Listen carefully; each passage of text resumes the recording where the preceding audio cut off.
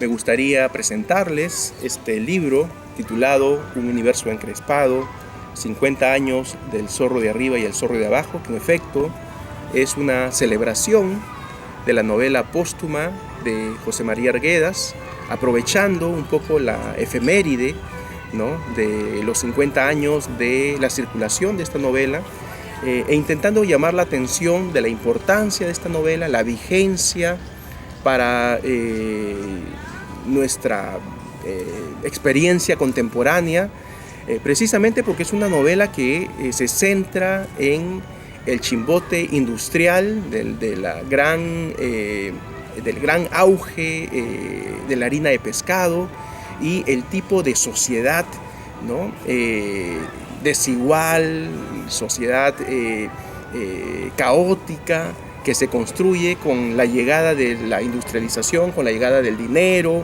y con, en efecto, todos los problemas que llegan cuando llega el dinero, ¿no? Y Arguedas recoge bien ese momento y creo que es una novela muy importante que debemos leer. Pero también algo importante con esta novela es que analiza bien el malestar social, ¿no? Y en el contexto de pandemia y pospandemia, bueno, pandemia todavía que estamos viviendo, es una novela que nos muestra que el acabamiento de una sociedad que ocurre o que podría ocurrir siempre tiene un paisaje, digamos, humano, ¿verdad? De sufrimiento, pero también de esperanza, ¿no? Entonces, esta es una novela también de esperanza en ese sentido, ¿no?, que surge de un espacio caótico, destructivo, como es el chimbote industrial, y que sin embargo en la escritura de Arguedas tiene un tratamiento que también nos permite ver mensajes para el futuro, y ese futuro me parece que es ahora. Este libro se produce en Chile, porque en Chile es también donde se produce el zorro de arriba y el zorro de abajo, entre Perú, entre Lima, Chosica y Santiago de Chile. Arguedas escribe el zorro de arriba y el zorro de abajo, ¿no? Y por eso en esta colección se reúnen un conjunto de autores y escritores viviendo en Chile, que en cierto sentido producen una respuesta a lo que la novela les genera ahora, 50 años después. El libro se cierra con un par de entrevistas inéditas a la viuda de José María Arguedas, Sibila Redondo de Arguedas. La primera es una indagación sobre el proceso de producción de la novela, precisamente entre Lima y Santiago de Chile.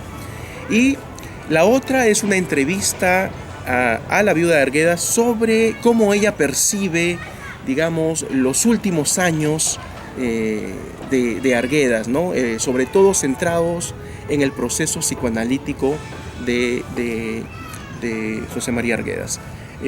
Sobre todo lo que yo quiero con este libro es invitarlos a leer, por supuesto, este libro que está en librerías en Lima, pero también a leer la novela de José María Arguedas. Espero que les guste y nos vemos pronto. Gracias. Enrique, ¿cómo has estructurado los capítulos que tiene tu libro? Porque hay algunos que son durante un simposio realizado en Chile y otros son posteriores. Cuéntame un poco sobre el trabajo de estructurar el libro. Sí, bueno, básicamente, como digo, se construyó en función de una invitación a distintos productores culturales viviendo en Chile, peruanos y chilenos. Y entonces hay 3 secciones. La primera sección son estudios académicos sobre la obra. La segunda sección es bien interesante y trata la novela, y esto es otro tema que me parece importante en la novela de José María Arguedas, trata la novela como si se tratara de un taller de escritores, ¿no? Es decir, de un espacio donde los escritores pueden pensar sus propias prácticas de escritura, ¿no?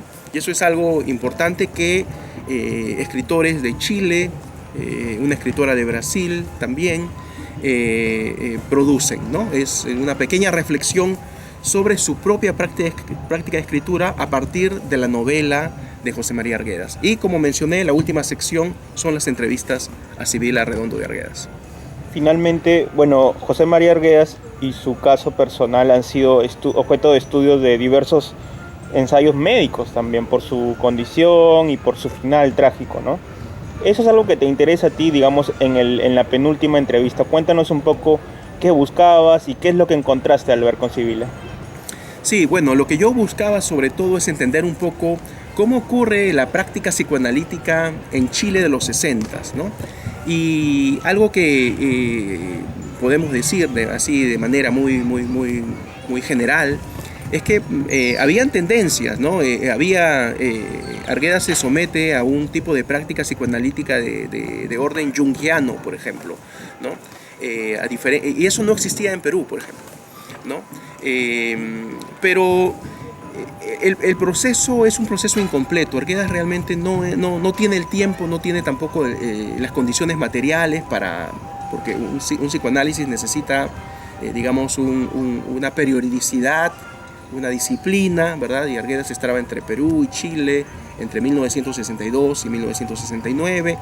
Y entonces lo que quizá comienza como una experiencia psicoanalítica con Lola Hoffman, la psicoanalista de origen lituano, viviendo en Chile, lo que quizá comienza como un psicoanálisis, pronto se torna en una amistad, ¿verdad? Pero además también hay un tema importante, y es que Arguedas no es tampoco un paciente muy disciplinado, ¿no? Y rápidamente salta a las conclusiones, ¿no? Entonces establece pronto una narrativa sobre el psicoanálisis que dice que el psicoanálisis le ayuda entre 1962 y 1965, pero después ya no le ayuda más, ¿no? Entonces establece una narrativa, y en un psicoanálisis, digamos, propiamente dicho, por lo menos lo que se hace actualmente, el analista siempre cuestiona la narrativa del paciente. No, eso nunca pasa con Arguedas. ¿Por qué? Por esto que digo, que quizá si hubo un psicoanálisis en el caso de Arguedas y Lola Hoffman, duró muy poco. Esto duró un año, un par de años y se acabó. Sí. ¿Crees que la historia le ha hecho justicia a Arguedas como el héroe cultural que fue? Bueno, yo creo que los lectores, los nuevos lectores, no solo en el Perú, sino también en América Latina, en Europa, etc., van entendiendo la trascendencia de la obra de Arguedas como traductor cultural. Es decir, Arguedas nos permite comenzar una conversación, sobre todo para sociedades, y casi todas las sociedades del mundo son sociedades multiculturales, ¿no? Y por eso es que Arguedas se interesa no solo para el Perú, sino también para el mundo. Arguedas, desde esa perspectiva, me parece que es uno de los grandes aportes que se forman en esta sociedad como la peruana, tan conflictiva, tan violenta, ¿no? Y sus aportes sirven para poder iniciar conversaciones, ¿no?, sobre las realidades multiculturales y conflictivas que se viven en muchos lugares del mundo.